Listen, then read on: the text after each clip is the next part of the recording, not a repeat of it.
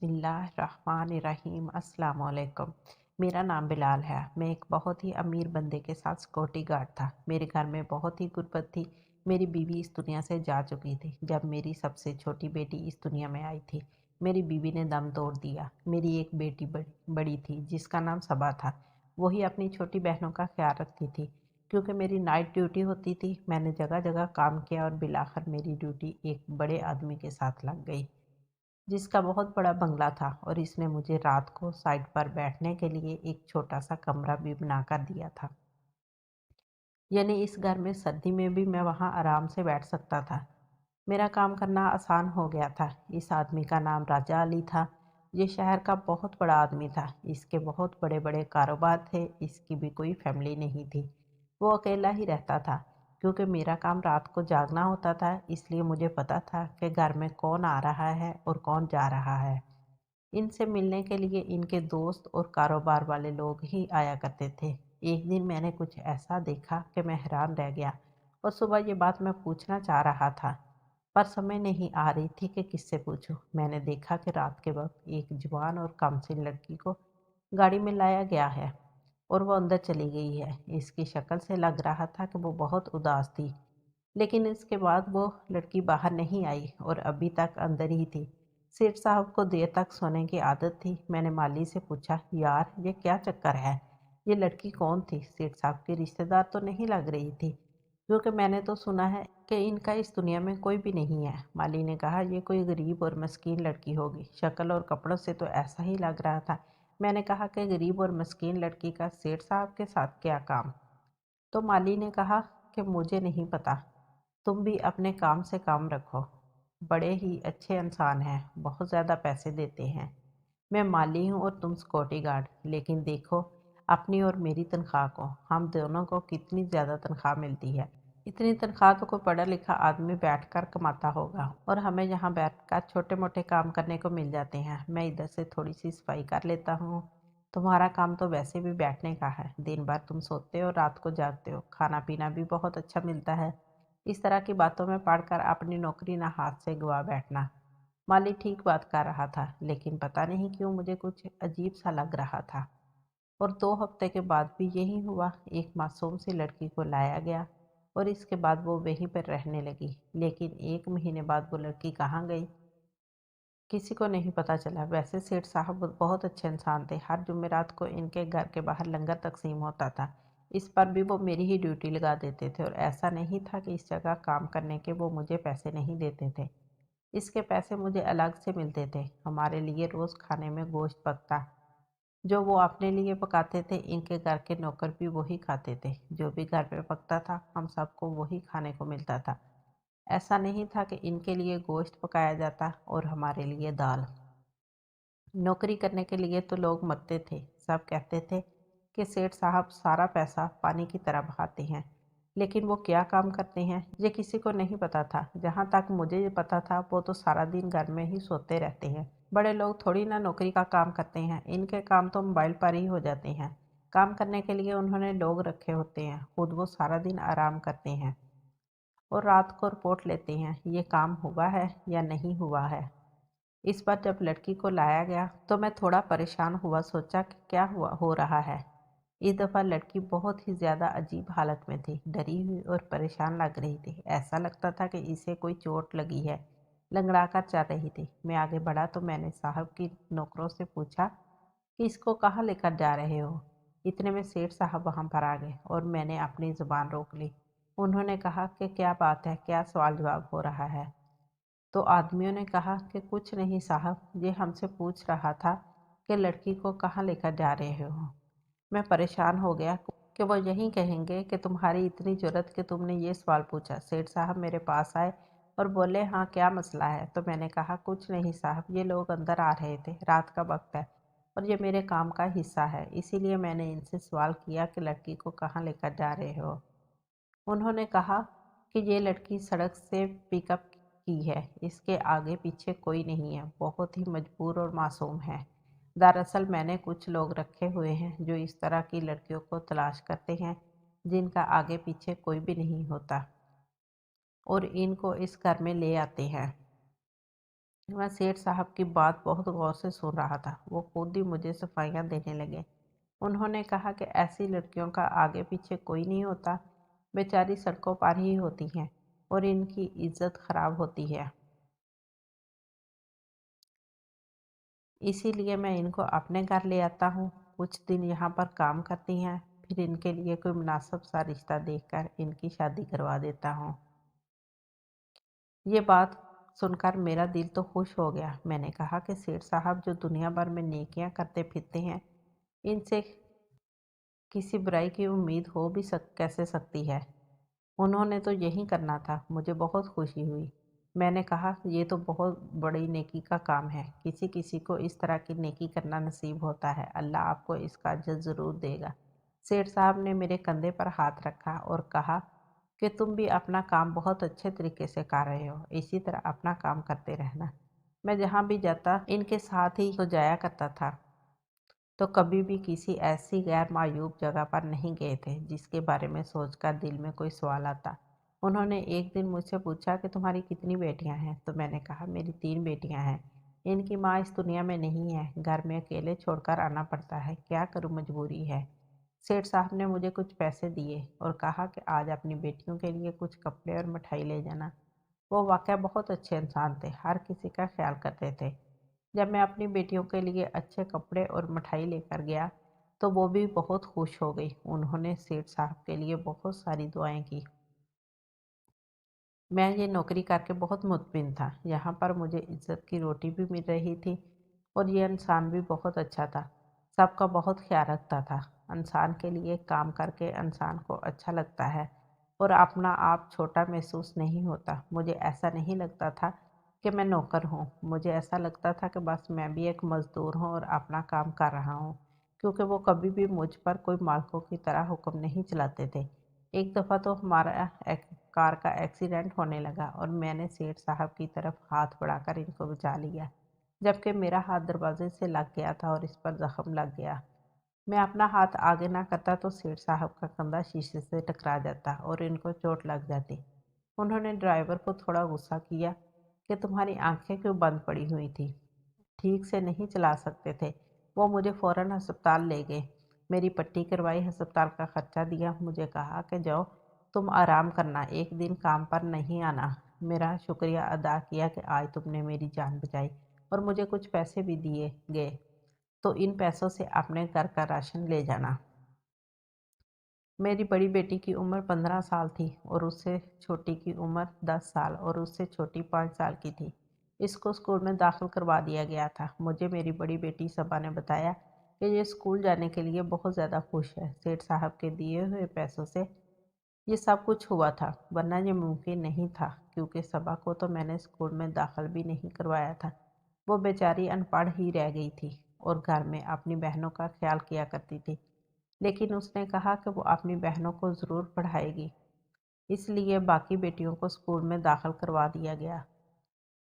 इससे सबा के काम भी बढ़ गए थे, क्योंकि इसको सुबह जागना पड़ता था और फिर इनको तैयार करवाना। लेकिन इसने कहा कि मैं सब कुछ करूँगी, अपनी बहनों को अनपढ़ नहीं रहने दूँगी, क्योंकि आजकल ज़माना अनपढ़ लोगों के लिए और भी ज़्यादा बेरहम है। एक दिन मैंने एक बूढ़े आदमी को घर के आसपास मुंडलाते हुए देखा। परेशान था और इसकी आंखों में आंसू थे। बार बार बंगले की तरफ देख रहा था, अंदर आने की कोशिश कर रहा था। मैंने इसे रोक लिया और मैंने कहा कि बाबा जी क्या बात है, प्यास लगी है? आपको तो पानी पिला देता हूँ। उसने कहा कि नहीं, मैं बड़ी मुश्किल में हूँ, मेरी जवान बेटी नहीं मिल रही है और आखिरी दफ़ा मैंने उसको इस तरफ आते देखा था। मैंने कहा आपको कोई गलतफहमी हुई होगी, मैं भी पूरा दिन यहीं पर बैठा रहता हूँ, मैंने तो किसी लड़की को नहीं देखा। पता नहीं मेरी बेटी कहाँ चली गई। मैं कब से इसे ढूंढ रहा हूँ, मारा मारा फिर रहा हूँ। अगर तुम्हें यहाँ कोई लड़की नज़र आए तो इसको मेरे बारे में बता देना कि तुम्हारा बाप तुम्हें तलाश कर रहा था। मैंने कहा कि मैं आपकी मदद ज़रूर करूँगा। आप परेशान नहीं हो, बाबा जी बहुत मुश्किल में थे। इनको देखकर मेरा दिल बैठ गया। सारा दिन इन्हीं के बारे में सोचता रहा कि अल्लाह इनकी मदद करे। एक दिन सेठ साहब के ख़ास आदमी जावेद को किसी फ़ोन पर बात करते हुए सुना। वो गिला कर रहा था, इसे वक्त पर पैसे नहीं दे रहे हैं। कहने लगा कि मलक साहब तो किसी को टाइम पर पैसे नहीं देते, दिमाग घूम गया है इनका। अल्लाह ऐसा मालिक किसी को भी ना दे। अपना काम करवा लेते और मेरी पेमेंट भी मुझे नहीं देते। अल्लाह इसको पूछेगा। मैं ये सुनकर हैरान रह गया कि इतने अच्छे इंसान के बारे में किस तरह की बातें कर रहा है ये शख्स। ये हर वक्त सेठ साहब के साथ रहता था। इनका फ़ोन पकड़ने से लेकर इनके सारे मामला यही देखा करता था, और फिर भी इनके खिलाफ इस तरह की बातें कर रहा था। जिसका नमक खाते हैं उसके लिए नमक हरामी नहीं करते। मैं तो कभी भी सेठ साहब के बारे में इस तरह की बात नहीं करता था, क्योंकि मुझे पता था कि वो बहुत अच्छे इंसान हैं। मैं सोच भी नहीं सकता था कि सेठ साहब के अंदर कोई बुराई हो सकती है। लेकिन फिर जब मेरी तबीयत ठीक हो गई और मैं 2 दिन काम पर आया तो एक रात कुछ अजीब सा हुआ। वो रात भी बहुत अजीब थी और मुझे ज़िंदगी भर नहीं भूलेगी। इस रात के बाद मेरी ज़िंदगी बदल गई थी। रात को मैंने देखा कि जावेद और सेठ साहब का एक करीबी नौकर किसी लड़की को पकड़कर ला रहे थे। इसकी उम्र 14-15 साल होगी। इसने नकाब कर रखा था। जब भी लड़कियों को लाया जाता था वो बहुत डरी हुई होती थी। ज़ाहिर है वो समझती थी कि ये शायद हमारे साथ कुछ बुरा होने वाला है। लेकिन फिर इनके साथ सेठ साहब बहुत अच्छा मामला करते थे। इनकी शादी करवा देते थे। इस दफ़ा ये लड़की बहुत ही रो रही थी। मैं कभी लड़कियों के नज़दीक नहीं जाता था, क्योंकि ये मेरा काम नहीं था। मैं दूर से ही देखा करता था। लेकिन आज कुछ बहुत ही अजीब हुआ। जब मैंने इस लड़की को देखा तो इसने मेरी तरफ देखा तो वो रोने लग गई। इसकी आंखों से आंसू निकल आए। इतनी बुरी तरह रो रही थी कि मेरा दिल पसीज गया, क्योंकि मैं खुद 3 बेटियों का बाप था। पता नहीं किसकी बेटी थी। इसका बाप इस दुनिया में था भी या नहीं। मैंने इसको देखा तो मुझे बहुत दुख हुआ। खैर इसको अंदर ले गए और वो बहुत रो रही थी, पर मुझे पता था कि बाद में वो ठीक हो जाएगी। मैंने पहले भी इससे पहले लड़कियों को आते हुए देखा था और लड़कियां पहले भी इसी तरह रोती थी, डरी हुई भी होती थी। लेकिन पता नहीं इस लड़की में ऐसी क्या बात थी कि जब से अंदर गई थी इसके बारे में सोच रहा था। मेरा दिल बहुत उदास और परेशान हो चुका था। सारी रात मैं यूं ही बैठा रहा। कभी कभी मुझे नींद भी आ जाती, लेकिन आज मुझे नींद नहीं आ रही थी। बंगले में बिल्कुल खामोशी थी। सब लोग लगता है सो रहे थे और मुझे नींद नहीं आ रही थी। सुबह सुबह जब घर गया तो सामने का मंजर देखकर कदमों तले से ज़मीन निकल गई। मेरी दोनों बेटियां सहन पर चारपाई पर सो रही थीं। दरवाज़ा भी खुला हुआ था और मेरी बड़ी बेटी सबा घर में नहीं थी। मैं इसे तलाश करने लगा, लेकिन वो कहीं भी नहीं मिली। मोहल्ले वालों से पूछा तो उन्होंने कहा कि हमें तो नहीं पता, हमने तो इसको बाहर निकलते हुए भी नहीं देखा। फिर मेरी दूसरी नंबर वाली बेटी जाग गई। इसने मुझे बताया बाजी रात को घर से निकली थी छोटी के लिए बिस्किट लेने के लिए, क्योंकि छोटी बहुत जिद कर रही थी, रो रही थी। आपको फ़ोन किया लेकिन आपका फ़ोन नहीं मिल रहा था, इसलिए बाजी खुद ही बिस्किट लेने के लिए चली गई। अभी तक वापस नहीं आई। मैं फ़ौरन समझ गया कि ये सब क्या हुआ होगा, क्योंकि मेरे दिमाग में कड़ियाँ जलने लगी थी। इस दिन जो बाबा वहाँ पर पहुँचा था वो भी अपनी बेटी को तलाश कर रहा था। वो लड़की भी हमारे आसपास के इलाके की थी, तभी वो तलाश कर रहा था। और कल रात जिस लड़की को लेकर जावेद गया था वो भी कोई और नहीं बल्कि मेरी अपनी बेटी थी। इस लड़की का कद उम्र बिल्कुल मेरी सबा जितना ही था, और वो तभी मुझे देखकर रो रही थी, वरना इस टाइम वो और कहाँ हो सकती थी। इसका मतलब ये लोग झूठ बोलते थे कि ये बेसहारा मजबूर लड़कियों को नहीं पकड़ते, बल्कि ये लड़कियों को अगवा करते थे, और अगवा करके इनकी शादी तो बिल्कुल भी नहीं करवाते थे, बल्कि शायद इनके साथ कोई और ही जुल्म किया करते थे। मेरा खून खौलने लगा। मैंने अपनी बंदूक उठाई और सीधा साहब के बंगले की तरफ चल पड़ा। जाने से पहले अब मैंने अपनी बच्चियों को कहा कि अगर मैं वापस ना आया तो अपने चचा के घर चली जाना, क्योंकि मैं जो करने जा रहा था वो कोई आसान काम नहीं था। मेरा खून खौल रहा था, मेरे हाथ पांव कांप रहे थे, मेरी आंखें लाल हो चुकी थी। आज मैं सीधा ही बंगले के अंदर चला गया और सामने ही सेठ बैठा हुआ था। कहने लगा, क्या हुआ है? कोई ज़रूरी काम है? यहाँ पर एक लड़की को लाया गया था, वो कहाँ है? उन्होंने कहा कि तुम क्यों पूछ रहे हो? मैंने कहा बेचारी बड़ी डरी हुई लग रही थी। इसलिए उन्होंने कहा अभी तो ऊपर वाले कमरे में ही है, कोई अच्छा रिश्ता मिल गया तो फिर इसकी शादी करवा देंगे। बड़ी ही प्यारी लड़की है। मैंने अपनी मुट्ठियों को भींच लिया, मेरे हाथ पाँव कांप रहे थे। इसका मतलब ये एक शैतान सिफ्त आदमी था। इसके नौकर जो इसके बारे में बुराई कर रहे थे वो झूठी नहीं थी।